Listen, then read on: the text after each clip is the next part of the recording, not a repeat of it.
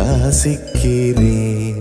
கண்ணுக்குள் புத்தி வைப்பேன் என் செல்ல கண்ணனே வா.